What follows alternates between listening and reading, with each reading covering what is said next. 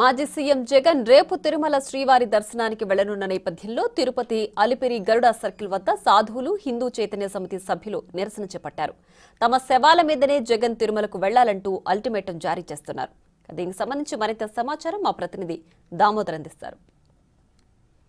తిరుమల శ్రీవారి ఆలయానికి సంబంధించిన నెయ్యి వివాదం పైన పెద్ద ఎత్తున రాజకీయ వివాదంగా మారింది. దీంతో ఏదైతే జనసేన అధినేత పవన్ కళ్యాణ్ 1వ తేదీ నుంచి 3వ తేదీ వరకు తిరుమల పర్యటన రానున్న నేపథ్యంలో ముందుగానే వైసీపీ అధినేత మాజీ సీఎం జగన్మోహన్ రెడ్డి 28వ తేదీన తిరుమల ఆలయానికి రానున్నారు. ఈ నేపథ్యంలో అటు బీజేపీతో పాటు హిందూ సంఘాలు సాధు పరిషత్ సభ్యులు జగన్ రాకను వ్యతిరేకిస్తూ ఏదైతే ఆందోళన కార్యక్రమాలు చేపట్టారు. ప్రస్తుతం మనం తిరుపతిలోని గరుడ సర్కిల్ వద్ద సాధు పరిషత్ సభ్యులు శ్రీనివాసానంద స్వామితో పాటు ఇతర స్వాములు అదేవిధంగా హిందూ చైతన్య సమితి సభ్యులు వీరంతా వచ్చి ఆందోళన చేస్తున్న పరిస్థితి ప్రస్తుతం మనం వారితో ఉన్నాం. సార్, స్వామి చెప్పండి, గో బ్యాక్ జగన్ అంటూ మీరు ఎందుకు చెప్తున్నారు? ప్రతి ఒక్కరూ దేవుణ్ణి దర్శించుకోవచ్చు కదా. చేసుకోవచ్చండి, కానీ ముఖ్యమంత్రిగా ఉన్నటువంటి జగన్మోహన్ రెడ్డి గారు 5 ఏళ్లలో గుర్తురాని వెంకటేశ్వర స్వామి, డిక్లరేషన్ గుర్తురాని వెంకటేశ్వర స్వామి, ఆలయ పవిత్రత గుర్తురాని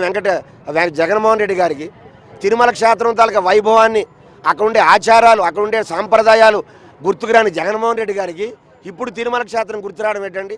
ఒక పక్క లడ్డీ కల్తీ కారణమైన వీరి ప్రభుత్వం, జగన్మోహన్ రెడ్డి ముఖ్యమంత్రిగా ఉండేటప్పుడు లడ్డూ పూర్తిగా అపవిత్రం చేయడమే కాకుండా ఈరోజు పగిలిపోయినటువంటి మా గుండెలు ఇప్పుడే శాంతన చెందుతున్న సందర్భంలో మళ్ళీ ఏ విధంగా గాయపరచడానికి వస్తున్నారండి. దీన్ని మేము ఎట్టి పరిస్థితుల్లో కూడా మేము అంగీకరించాం. ఎందుకంటే తిరుమల క్షేత్రాన్ని ఒక వ్యాపార కేంద్రంగా చూశారు ఆయన, తిరుమల క్షేత్రాన్ని వ్యాపార కేంద్రంగా మార్చారు ఆయన. వారి కుటుంబాన్ని మాత్రమే చైర్మన్లుగా, అక్కడ ఉండేటువంటి ఈవోలుగా, తన కుటుంబం, తన బాబాయిల్ని, తన సభ్యులు మాత్రమే తన సొంత జాగీరుగా వాడుకున్నారు. తిరుమల క్షేత్రం తాలూకా మంచితనాన్ని, పవిత్రతని ఇనుమడింపే విధంగా ఎప్పుడైనా ప్రవర్తించలే. పెద్ద పెద్ద అబ్దుల్ కలాం లాంటి వాళ్ళు, సోనియా గాంధీ లాంటి వాళ్ళు డిక్లరేషన్ సంతకం పెట్టారు తప్ప ఎప్పుడు సంతకం పెట్టలేదు. సరికదా విక్కిరించేటట్టుగా మాట్లాడారు ఆయన. ఇలాంటి వ్యక్తిని 5 సంవత్సరాలు వెంకటేశ్వర స్వామి డిక్లరేషన్ గుర్తురాని మీరు ఈరోజు సడన్గా మీకు డిక్లరేషన్ గుర్తు వచ్చేసిందా? సడన్గా వెంకటేశ్వర స్వామి గుర్తు వచ్చేసాడా? 250కి పైగా ఆలయాల మీద దాడులు జరిగితే, రామతీర్థంలో రాముడి శిరస్సు ఖండిస్తే ఒక్కరోజు కూడా ఖండించని మీరు ప్రెస్ మీట్ పెట్టి మొన్న మాట్లాడారు. గతంలో ఏమైపోయారు? ఆ రోజు మీరు ఎందుకు ఖండించలేదు? ఆ రోజు హిందువుల మనోభావాలు ఎందుకు గుర్తించలేదు? ఇప్పుడు డిక్లరేషన్ ఇస్తే తప్ప లోపలికి రానివ్వని బీజేపీతో పాటు ఇతర సంఘాలు అంటున్నారు. డిక్లరేషన్ ఇస్తే మీరు కూడా అనుమతిస్తారా? ఎట్టి పరిస్థితులు అనుమతించండి. మా హిందుత్వాన్ని మంట కలిపారు, మా హిందూ ధర్మాన్ని వికరించారు, హిందువులకు అన్యాయం చేశారు. మా వెంకటేశ్వర స్వామి ముఖ్యంగా మరీ అన్యాయం చేశారు. ఈ ప్రసాదాన్ని కల్తీ చేయడం, హిందువులు ప్రపంచంలో బాధపడి కన్నీరు పెడుతున్నారు. హిందువులకి ఇలాంటి అన్యాయం చేసిన జగన్మోహన్ రెడ్డిని ఎట్టి పరిస్థితుల్లో కూడా మేము తిరుమలకు అంగీకరించేది లేదు. ఆయన వెళ్తే మా బాడీల మీద, మా శరీరాల మీద వాహనాలు వెళ్ళాలి తప్ప ఎటువంటి త్యాగానికైనా మేము సిద్ధంగా ఉన్నాం. మీరు చెప్పండి, అంటే ఏ దేవుణ్ణైనా ఎవరైనా సందర్శించుకోవచ్చు, డిక్లరేషన్ ఇస్తే తిరుమలకు కూడా వెళ్ళొచ్చు. ఈ సందర్భంలో మీరు ఈ విధంగా ప్లకార్డులు పట్టుకుని నిరసన తెలియజేయడం తప్పు కదా?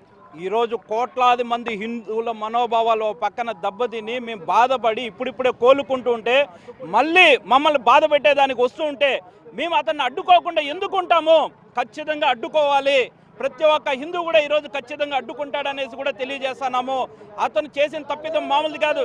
టీటీడీ చరిత్రలో ఎవడు చేయలేనటువంటి నీచమైనటువంటి పని చేశాడు. పవిత్రమైనటువంటి లడ్డూ ప్రసాదంలో ఎద్దు కొవ్వు, పంది కొవ్వు, చేప నూనెని కలిపి మా చేత తినిపించి మేము కూడా బాధ్యులమే. మాతో పాటు కోట్లాది మంది హిందువులు బాధ్యులు ఉన్నారు. ప్రెసిడెంట్ ఆఫ్ ఇండియా మొదలుకొని ప్రతి ఒక్కరు ఆ లడ్డూ ప్రసాదాన్ని తిన్నారు గత ప్రభుత్వంలో. అందరూ కూడా ఇక్కడ బాధ్యులే ఉన్నారు. ఇలాంటి సమయంలో ఆయన రాజకీయం కోసం ఒక క్రిస్టియన్, జగన్మోహన్ రెడ్డి క్రైస్తవుడు, ఆయన నిత్యం ఆయన మెడలో జీసస్ లాకెట్ ఉంటుంది. ఇప్పుడు ఆ లాకెట్ వేసుకొని తిరుమలకి పోతాంటే మేము అనుమతించాలా? ఏముందండి, దేవుడి మీద నమ్మకం లేనో డిక్లరేషన్ కూడా ఇస్తాడండి. ఎవరైనా ఏమన్నా చేస్తారండి. మొన్న కరుణాకర్ గారు ఏం చేసినారు? అఖిలాండం ముందు పోయేసి హారతి తిప్పేసి నా కుటుంబం నాశనం అయిపోవాలని. దేవుడే లేదు నల్లరాయి అని చెప్పిన వ్యక్తికి ఎన్ని ప్రమాణాలు చేసినా ఎవరికి ఏమి ఇక్కడ జరుగుతుంది? మీరు జగన్ అడ్డుకోవడానికి ఎలాంటి ప్రయత్నాలు చేస్తున్నారు? ఎలాంటి ఆందోళన కార్యక్రమాలు? రేపు 2 తెలుగు రాష్ట్రాల నుంచి మఠాధిపతులు, పీఠాధిపతులు, హిందూ సంఘాలు అందరూ కూడా వస్తున్నారు. రేపు తల్లారి రౌండ్ టేబుల్ సమావేశాన్ని నిర్వహించుకుంటున్నాము.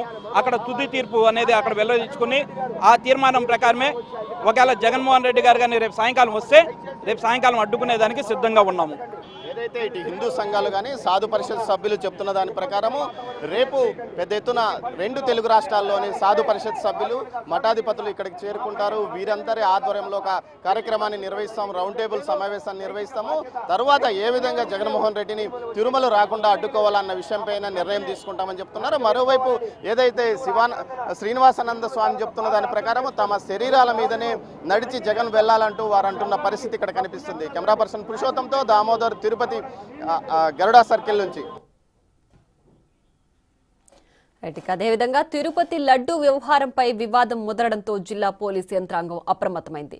జిల్లా వ్యాప్తంగా సెక్షన్ 30 పోలీస్ యాక్ట్ అమలు చేశారు. అక్టోబర్ 24 వరకు ఆంక్షలు అమల్లో ఉండనున్నట్లు జిల్లా ఎస్పీ సుబ్బరాయుడు తెలిపారు. ఏదైనా సభలు, సమావేశాలు, ర్యాలీలు, నిరసన కార్యక్రమాలు చేయాలంటే ముందస్తు అనుమతి తీసుకోవాల్సిందేనని స్పష్టం చేశారు. ముందస్తు అనుమతి లేకుండా ర్యాలీలు, ఊరేగింపులు, సమావేశాలు నిర్వహించిన వారిపై చట్ట ప్రకారం కఠిన చర్యలు తీసుకుంటామని అన్నారు. పార్టీల నాయకులు, సంస్థలు, ప్రజలు పోలీసుల ఉత్తర్వులను పాటిస్తూ శాంతి భద్రతలకు సహకరించాలని విజ్ఞప్తి చేశారు తిరుపతి జిల్లా ఎస్పీ సుబ్బరాయుడు.